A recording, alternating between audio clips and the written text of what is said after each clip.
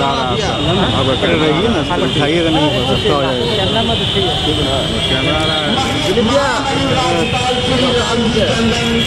पुष्पांजलि अर्पित कर रहे हैं डॉक्टर भीमराव अम्बेडकर जी प्रतिमा।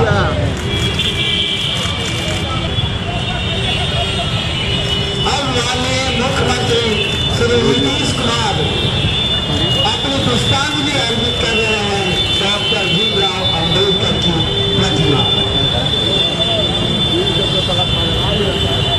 माननीय पथ निर्माण मंत्री श्री नंदकिशोर यादव पुष्पांजलि अर्पित कर रहे हैं डॉक्टर श्री अरुण कुमार सिन्हा और यहाँ उपस्थित सभी महान भावों का जिला के साथ हार्दिक अभिनंदन करता है।